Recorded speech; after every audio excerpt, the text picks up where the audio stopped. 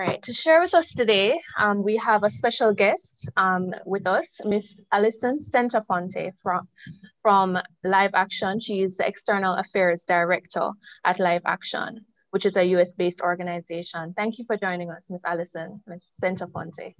Thank you so much for having me. No problem. Before we go into our topic today, could you just share with us a bit about your area of expertise and a little about the background of the organization on the topic of abortion? Live Action is a leading global human rights organization dedicated to educating on abortion and the abortion industry.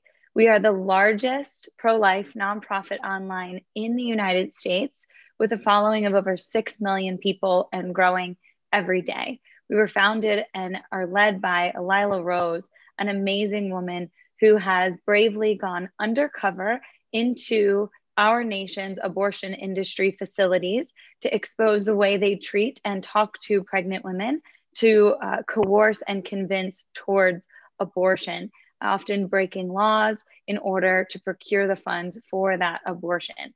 We build out a global digital network where we are sharing every day messages, videos, content, posts, speeches on abortion, and we're seeing hearts and minds being changed every day. We've had the opportunity to speak before international institutions like your own and others to help guide them as they think through this big question of what it means to be an empowered woman and an empowered society.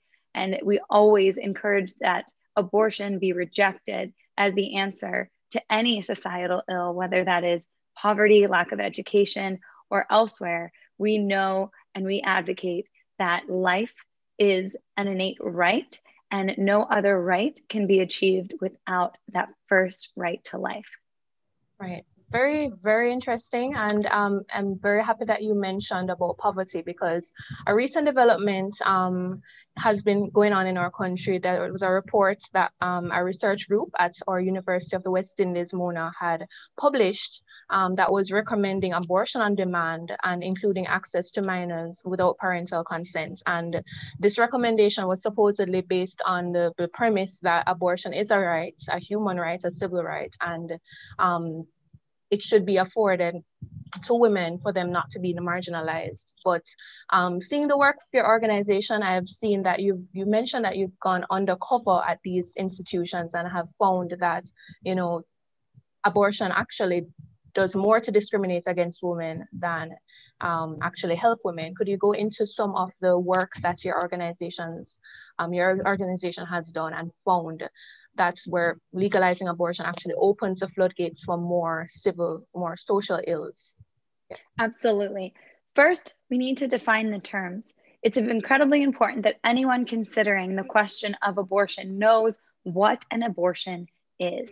In our work at Live Action, we have made this incredibly easy to discover and educate yourself on.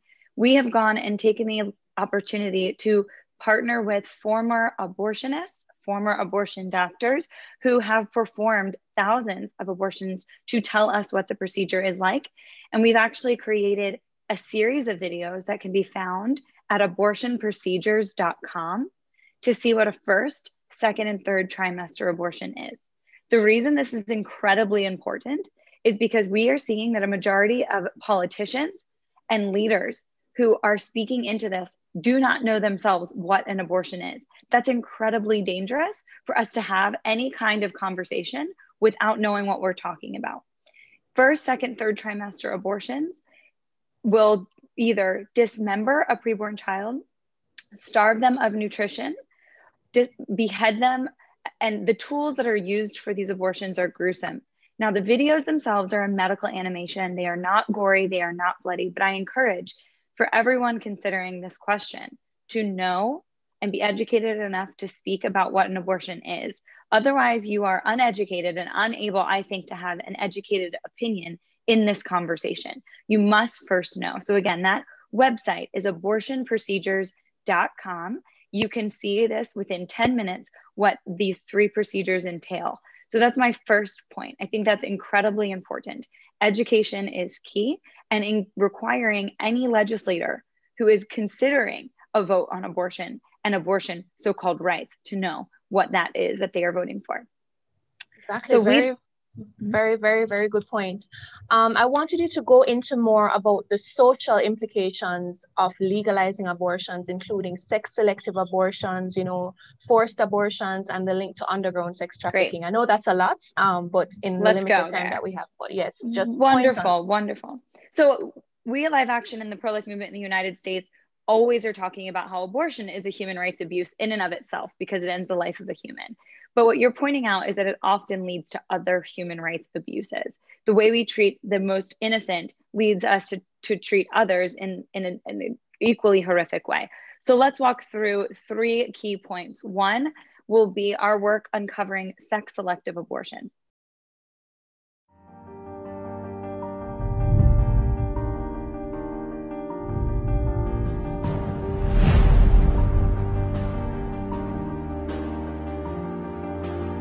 Over 100 million girls are missing today. These girls were victims of female gendercide, the targeting of females for extermination through infanticide, and most often the aborting of preborn girls just because they are girls. The Economist reports, the destruction is worst in China but has spread far beyond. Even sections of America's population have distorted sex ratios. Gendercide exists on almost every continent. If experts are right and gendercide is taking place in our own backyard, what is being done to protect our girls from the most brutal form of discrimination, violent sex-selective abortion? In April 2012, Live Action investigated abortion clinics nationwide to discover what would happen when the clinic receives a blatant request for a sex-selective abortion of a baby girl. In the footage you are about to see, Live Action went undercover at Planned Parenthood in Austin, Texas.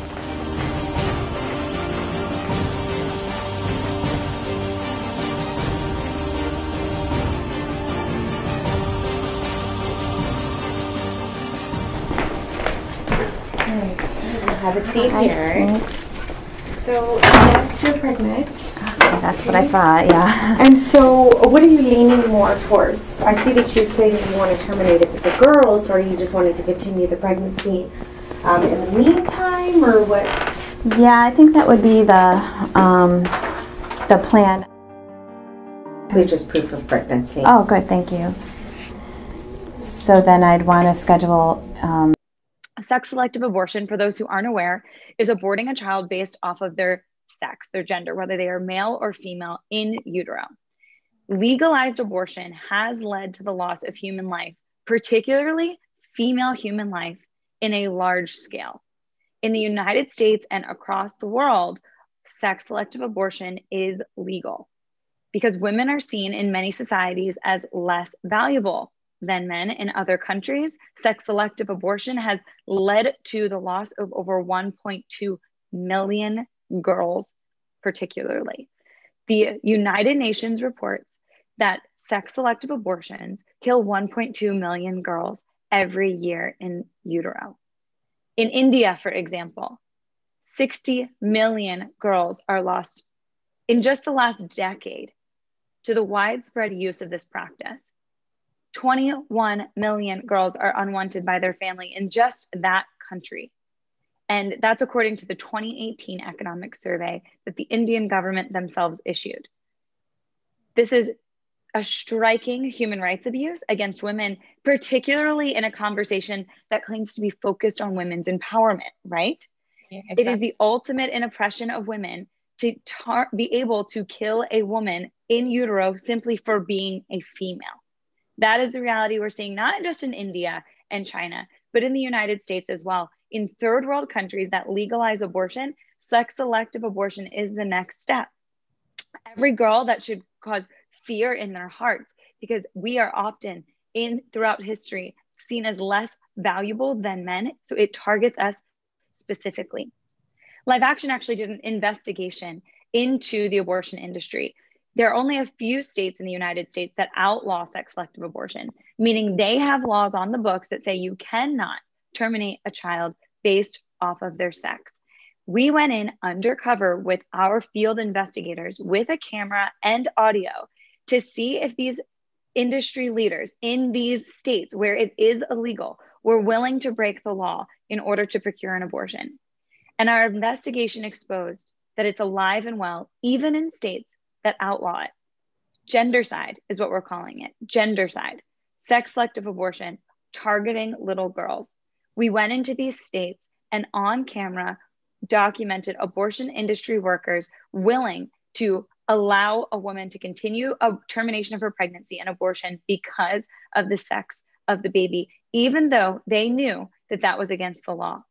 There is absolutely a link in legalized abortion and the advancement of sex selective abortion. Because if you legalize abortion in a society, you say that you, as the grown-up in the room, have a right to terminate your child based off of a litany of reasons: convenience, sex, race, things that we as a society would call discrimination, right? We work so hard as women to make sure that we have equal opportunity in education, in housing, in law. But we should never be told that we must kill our child, particularly our female children, in order to thrive as a society. That is the ultimate in oppression. That is not advancement in any way. Yeah, one thing I was just thinking about linking it to our country, because we're a small island state, and you know, the impact on the population right now, our population is a little below the replacement ratio. And so if we were to go that route, I would think of so many different secondary implications of having, you know, our female population being declining, even worse, you know, a lot of economic strains, a lot of different things that, you know, we can't necessarily go into in detail, but, you know, we can, you know, put the resources up if you have.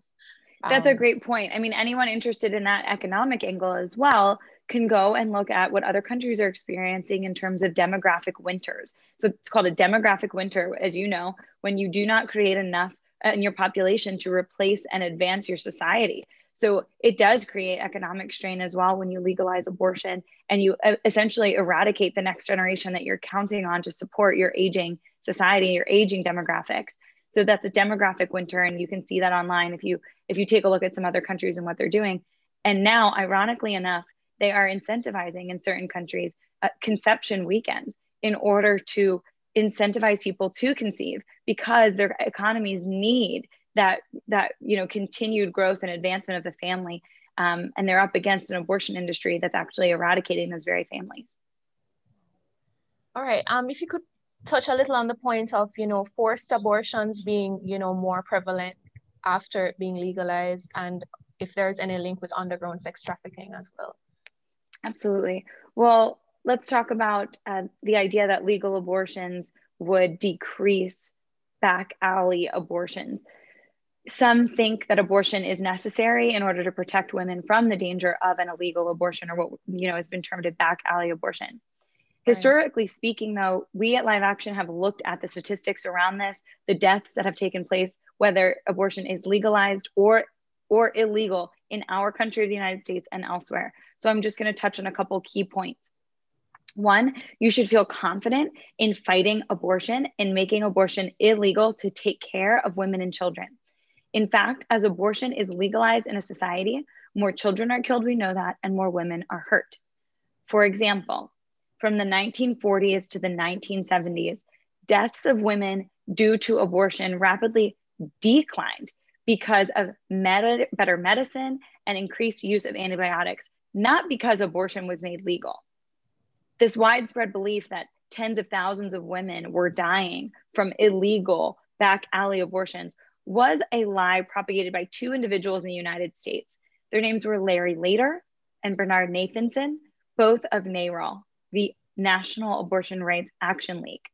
Bernard Nathanson, when he converted from being an abortionist to a pro-life advocate, he admitted, saying, quote, "When we spoke of deaths due to illegal abortion, it was always 5 to 10,000 per year. I confess I knew the figures were totally false." Bernard Nathanson, the leaders of the movement, have continued this lie. They've admitted it was a lie. They would make up numbers of deaths due to illegal abortion to scare women and society into legalizing this human rights abuse. That's So very let's look at, insightful. Just wanted to just point out, because the report that we are basically, trying to analyze and see the how true the numbers are. They have used estimates based on not reality, but on these studies that the authors themselves have actually said, no, we were actually lying. We were trying to inflate the numbers to put towards a point. But no, I mean, people are still using this, but thank you for bringing this up.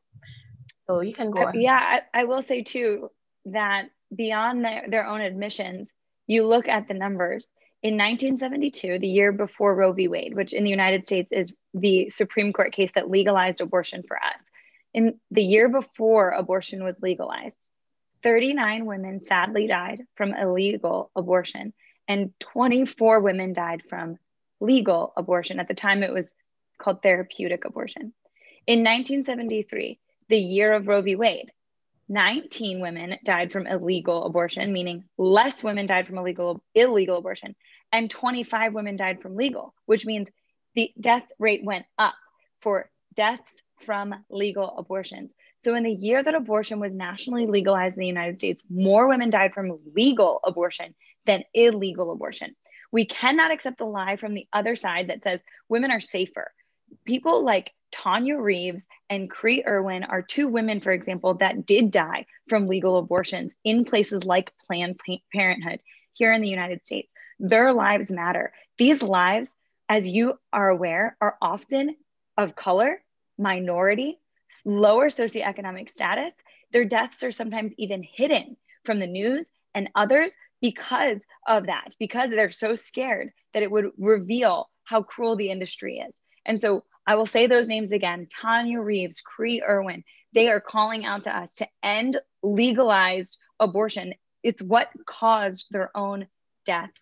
And so there is death to be concerned about, but also abortion poses long-term physical and emotional harms for women, including a risk of suicide. We know suicide and depression, alcohol rates are up after an abortion.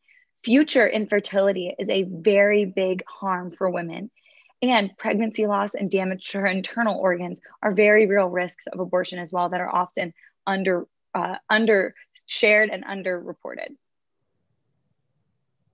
Right, we'll be going further into psychological impacts in another session, but I'm very grateful that you brought them up.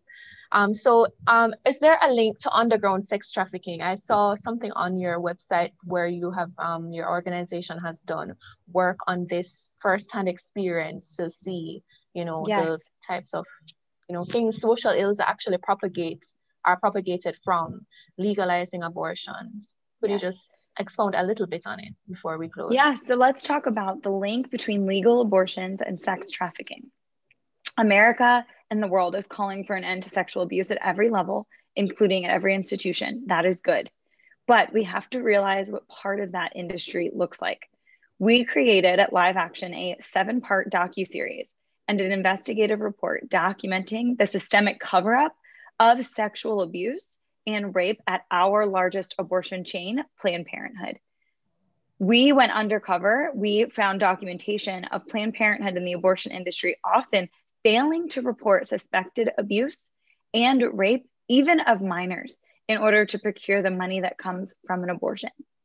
One thing that we can't forget here is that the abortion industry makes money off of abortion. They're a for-profit. They make millions every year. They have a huge pot of money because of their abortion services.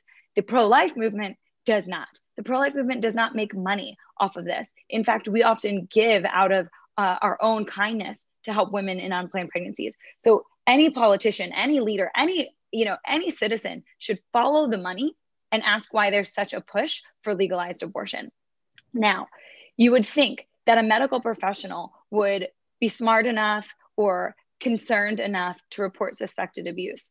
But we can't always guess. We can't always assume that when money is involved, right? So there are laws in the United States that ensure medical professionals report suspected abuse. You don't have to prove it, just suspected abuse, bruises, the things that are shared with you.